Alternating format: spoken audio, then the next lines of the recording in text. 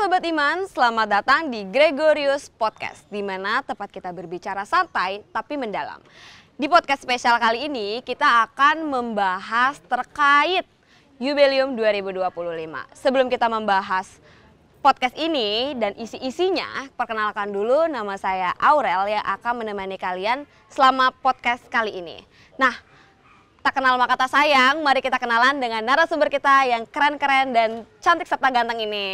Ya, terima kasih Mbak Aurel. Kenalkan, nama saya Sugeng, biasa di sini dipanggil. Saya ditunjuk sebagai ketua panitia tahun Jubileum, ketua panitia Jubileum di paroki kita kalau tahun ini. Kalau yang keseharian dalam tanda petik di gereja, kegiatan sih saya di DPH bidang peribadatan. Gitu ya. Iya, Oke. siap Pak, keren banget. Sekarang ibu yang cantik nih, kenalan diri. Terima kasih waktunya. Saya kebetulan diminta oleh Pak Sugeng untuk membantu Pak Sugeng di panitia penggerak ya Pak ya? Iya. Panitia penggerak Jubileum Paroki. Nama saya Kartika. Kegiatan saat ini yang saya ikuti, saya jadi fasilitator Emmaus Journey angkatan ketiga. Wah, keren-keren banget tuh, keren-keren banget guys, bapak ibu kita yang cantik dan ganteng ini. Nah, sebelum kita masuk ke pembahasan, gak mungkin dong kita nggak jelasin apa itu Jubileum. Oke. Jadi, saya mau tanya nih Pak, Bu, makna Jubileum bagi tradisi gereja Katolik menurut Bapak Ibu tuh kayak gimana sih? Iya, kalau ditanya maknanya ya, secara keseluruhan mungkin juga sudah banyak kita bisa kulik di sana sini. Tapi maknanya sebenarnya kalau dari sejarah historikalnya itu Jubileum itu artinya kan pemberian, tahun pemberian kasih gitu. Tahun rahmat, lebih pada ke situ. Jadi tahun Jubileum bisa dimanain pemberian rahmat atau kasih Allah kepada kita semua manusia yang sebenarnya waktunya tertentu. Kan bisa banyak ya sebenarnya kasih Allah, rahmat Allah dalam kehidupan sehari-hari. Dalam 7 sakramen juga bisa. Tapi tahun itu berarti memanakan khusus. Ada kalanya, ada waktunya. Nah, tahun Jubileum itu biasanya memang kisaran 50 tahun. Dulu asalnya kan memang pembebasan tanah dan bergeser ke iman, pembebasan dari kita mungkin dosa-dosa kita, penghapusan semacam itu. Jadi tahun rahmat lebih pada begitu. Gitu Mbak ceritanya. Gitu tuh guys maknanya. Nah, kira-kira nih Pak, kan tahun Jubileum ini nggak cuma diikutin sama kalangan usia atas aja, tapi anak muda, anak kecil, semua kalangan usia ikut serta dalam tahun Jubileum ini dong. Ya.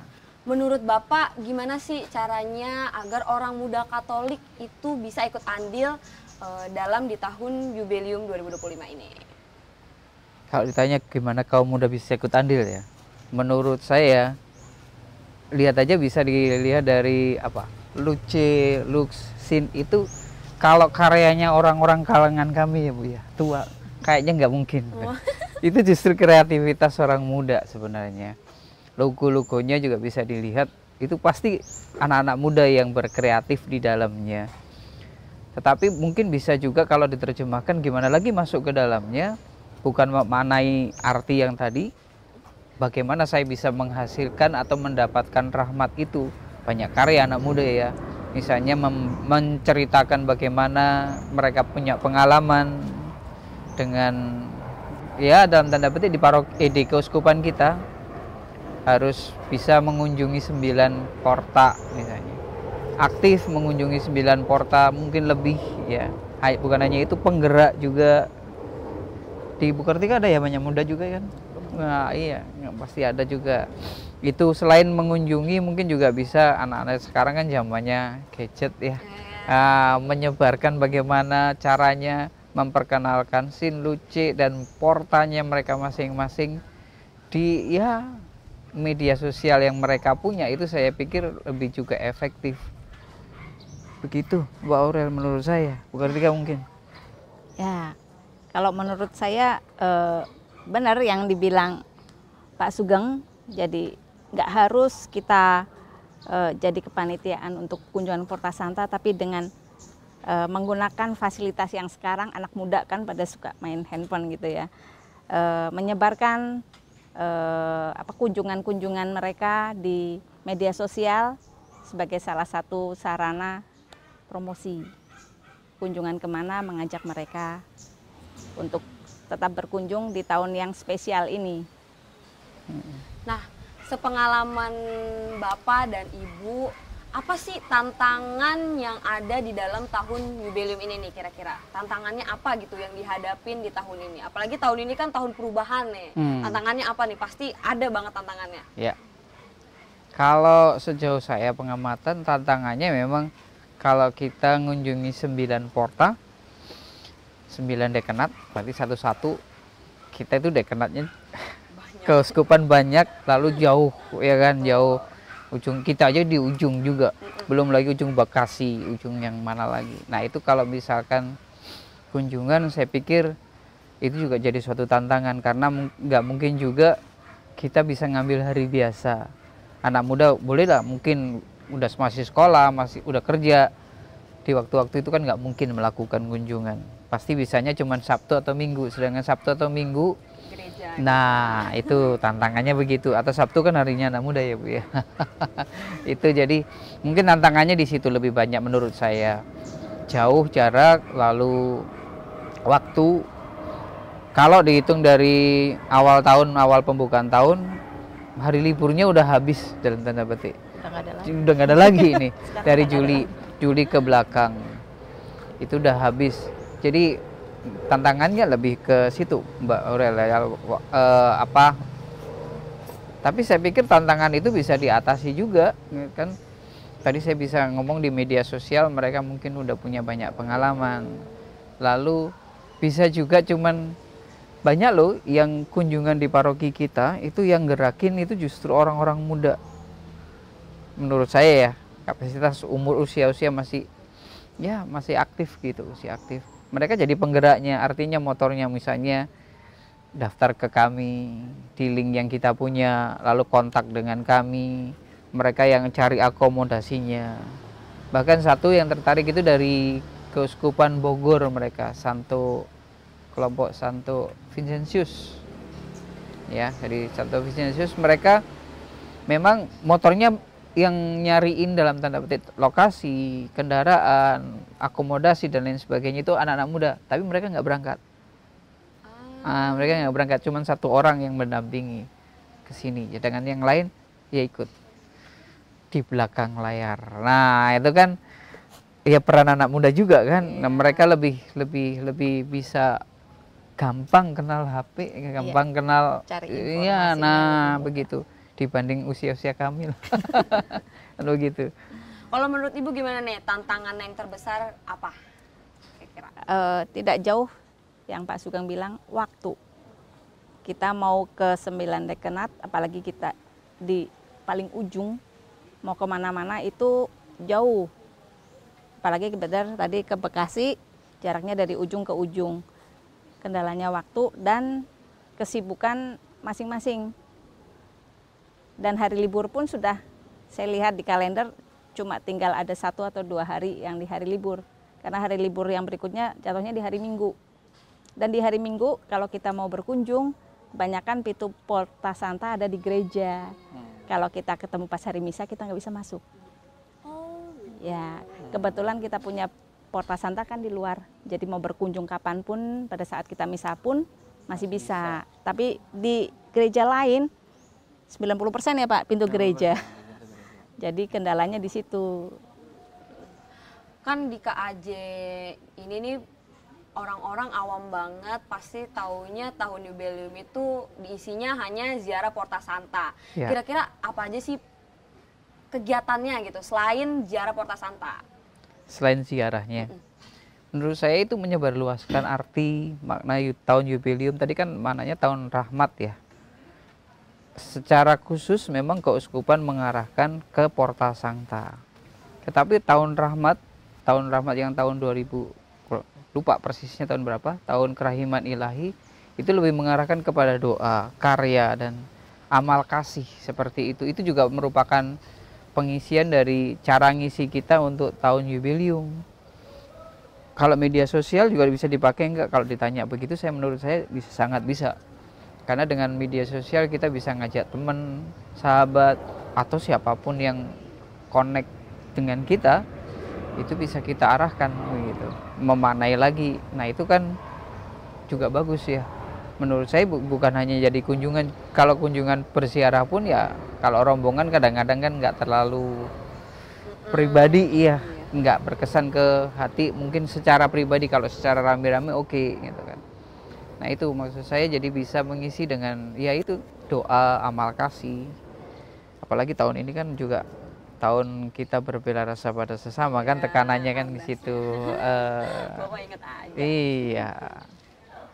Nah, terus selain itu kan tahun ini tuh tahun yang cukup panjang banget, 12 bulan di tahun jubileum 2025 ini. Di tahun yang panjang ini, kalau misalnya tahun suci ini selesai, menurut Bapak apakah ada banyak perubahan dalam memaknai jubileum ini? Karena kan pasti umat-umat itu mengikuti banyak sekali kegiatan jubileum, Porta Santa, dan mereka pasti memaknai dan merefleksikan diri. Kira-kira ada nggak perubahan pasti yang ada dalam diri mereka gitu? Kalau ditanya apakah ada perubahan pasti, saya berpikirnya ke arah pribadi ya, pribadi. Karena makna yang terdalam dari situ itu kan sudah kelihatan rahmat. Yang merasakan cuma saya dalam tanda petik. Tapi bagaimana saya membagikan rahmat, itu yang bisa menjadikan arti lebih tinggi, lebih dalam. Itu tadi, membagikan rahmat itu kepada semua orang kan sebenarnya. Jadi kalau ditanya apakah akan merubah sesuatu atau menjadikan arti sesuatu, bisa, sangat-sangat bisa dan seharusnya menurut saya. Minimal ke pribadi. Lebih tinggi lagi kalau ditanya ya kelompok orang muda lah gitu ya. Contohnya misalnya kalau di sini kemarin sangat banget bagus itu wilayah Marietta. Itu mereka menggerakkan murni orang-orang muda dari anak kecil ya kan, dari anak kecil yang iya mereka masih muda, memang orang muda gitu kan. Tapi nggak ada dalam tanda petik bapak ibu ya, mereka mungkin hanya pendamping. Nah itu seperti itu, dengan gaya-gaya mereka, cara mereka, itu kan pasti ada kesan tersendiri. Soal kesan itu kan nggak bisa dilawan, nggak bisa diartikan oleh orang lain kan ya. Nah sama dengan rahmat, apakah dia dapat dari situ? Saya yakin pasti dapat, pasti ada sesuatu yang diperoleh. Ya kalau ditanya rahmat apakah bisa diartikan, repot juga memang ya kan, diartikan secara adakah hasil dengan banyak kegiatan Anda aktif di gereja, dengan banyaknya kelihatan Anda menunjukkan sesuatu yang berguna bagi gereja dan diri Anda, menurut saya itu rahmat yang nggak terkira menurut saya. Ada sekarang ya EJ ya Bu ya, ada EJ, ada CAP dan lain sebagainya. Kalau banyak orang muda juga muncul di situ, nah itu berarti buahnya juga ya. Wah, pertanda tuh guys. Pak Sugeng ngasih kode nih buat yang muda-muda untuk ikut serta dalam EJ. Iya dong, itu kan harusnya begitu juga. Kalau menurut Ibu gimana nih? Mungkin Pak Sugeng pernah mengingatkan saya dan sekarang saya menyampaikan kembali. Okay. Tahun ini adalah tahun yang penuh rahmat, oke? Nah, di tahun ini kita dikasih kesempatan untuk pengakuan dosa wajib, karena di akhir tahun kita ada apa Pak? Ada tahu nggak? Tahu nggak? Apa? Coba dijelasin nih biar kita para penonton tahu nih ada apa di akhir tahun. Ya, di penghujung tahun nanti itu ada absolusi umum, indulgensi namanya, indulgensi dari Bapak Kardinal kita. Ya, itu kan kalau misalnya orang dihukum ada gerasi, ada pemotongan kayak begitu misalnya. Gampang loh ya pembandingannya, memang bukan itu artinya. Tetapi itu kan sesuatu yang mungkin bisa dicari. Gampang juga misalnya kalau kita sekarang baca-baca banyak berita kalau ke mall itu rojali rohana gitu ya kan. Ya, tapi enggak, kita ngejar diskon gitu misalnya. Wah ini waktunya diskon, waktunya sale misalnya. Itu kan banyak banget pengunjung. Nah ini juga sale nih dari Tuhan ini nih. Ya, mungkin kita yang punya merasa banyak beban dan lain sebagainya, sebenarnya tahun ini dimanfaatin, banyak berkat yang diberikan ke kita. Tadi kan pemotongan dalam tanda petik gerasi, itu ya Bu ya. Itu jadi indulgensinya ya sangat kita harapkan. Pribadi ya yang merasakan hasil selnya kan saya gitu ya. merasakan kekurangan saya, tapi berakibat ke apa yang saya rasakan itu ya saya. Tetapi kalau kita nggak ngambil kesempatan itu ya terserah kamu kan begitu. Sel dibuka untuk umum, tapi kalau kamu mau ngambil kan itu indulgensinya. Ibu yang mau dicuci itu ya Bu ya. Berarti tahun ini tuh privilege banget nih buat sebenarnya seluruh sebenarnya begitu. Hanya memang namanya juga khusus kan ya, maka dikasih cara, salah satunya itu 9 porta itu. Maksudnya itu ya biar nggak murni lah, kamu tak kasih free. Kalau free kan nggak ada artinya ya kadang-kadang ya kan. tidak memaknai. Nah gitu, nggak ada effort untuk ngejar. Betul, gitu kan. Kita ngejar sesuatunya. Harus Nah harus rebutan dan tanda petik kan begitu. Itu Mbak Aurel. Ayo Ibu apa? Tadi mau ngomong lagi tuh ya kan? Ibu. Apalagi ya, ya kesempatan ini sekarang tinggal setengah tahun ke depan dipergunakan dengan sebaik-baiknya. Kita ada kesempatan untuk mengaku dosa kepada Romo melalui pengakuan dosa. Silakan kesempatan ini dipergunakan dengan sebaik-baiknya agar kita bisa dapat indulgensi di akhir tahun di saat penutupan porta sampah ya Pak ya. Betul. Terakhir deh, ini pertanyaan terakhir. Kan Bapak Ibu ini pasti hafal sama gereja-gereja terdekat, apalagi dari gereja-gereja Gregorius. Nah, ada nggak 5 deh, top 5 gereja terdekat untuk dikunjungi ziarah Porta Santa? Karena kan kayak yang tadi dibahas di awal, masalah waktu. Betul, Ya kan? betul. Waktu kita nggak banyak. Kalau misalnya kita mau Porta Santanya hari Sabtu, sorenya kita mau misa, pasti kita harus yang terdekat dong. Nah, kira-kira ada nggak nih rekomendasinya? Bu Kartika dulu deh, Bu Kartika. Iya, coba Ibu Kartika Ya, dulu bisa nih. jalan-jalan Ada tuh nggak kadang-kadang nih ya. rekomendasinya? Rekomendasi gereja yang dekat-dekat sini. Iya, dekat-dekat sini. Oke. Saya merekomendasikan kalau dari saya pribadi ya, Santa Maria, kemudian Laurentius, Paroki Agustinus, terus Odelia. Yang satu lagi mana ya? Ya gereja sini saya. Gregorius. Tetap Tuh kembali. Gregorius tuh top 1 ya. Bagi Bapak ini top 1. Ya, karena Gregorius punya ciri khas tersendiri. Kita ada danau. Kalau Iya. hujan main air sedikit. Banjir. beberapa rombongan mungkin mengalami banjir pada saat kesini. Pernah. Pernah. Wah, ini lewat nyebrang situ. Jadi pengalaman nih guys Iya. bagi yang kunjungan nih. Ada pengalaman. Pengalamannya apa nih ke Gregorius? Banjir. Menerjang banjir gitu ya. Benar. Coba Bapak apa rekomendasinya? Kalau ditanya rekomendasi gereja terdekat dari paroki kita ya memang Santa Maria paling dekat, induk kita dulu. Kemudian Karawaci, Agustinus, lalu Odelia memang benar Citra Raya, lalu Lam Sutra, Laurentius, ya. Itu yang mudah dijangkau, dan Laurentius sekarang kan juga ada berkembang kan ke Gading ya. Itu baru Benteng Gading baru. Itu sih paling yang bisa dan lumayan mudah. Karena satunya menurut saya bisa recommended, tapi itu ada di dalam perumahan. Jadi kadang-kadang mesti kalau kita berombongan mesti jauh-jauh hari, benar-benar izin itu ya. Yang di Itu dalam Mbak Ren. perumahan tuh Apa coba? banyak berarti ya gereja dalam perumahan. Apa coba? Gereja Helena. Yang ya Helena juga di dalam Ya, perumahan. kalau dekat-dekat Tangerang, sekitar Tangerang. Ini juga masuknya juga dalam perumahan dong. Tapi kan nggak mesti Nggak izin. mesti, Nah, kita punya pribadi. kita free. Akses sendiri. Akses sendiri, minus banjir aja kalau hujan. Iya, Nah, iya. Kita udah banyak banget yang dibahas, yang dikulik, apalagi udah dikasih rekomendasi gereja terdekat buat kita Porta Santa, buat merefleksikan diri, terus kita dikasih bocoran di akhir tahun apa privilege kita di tahun ini.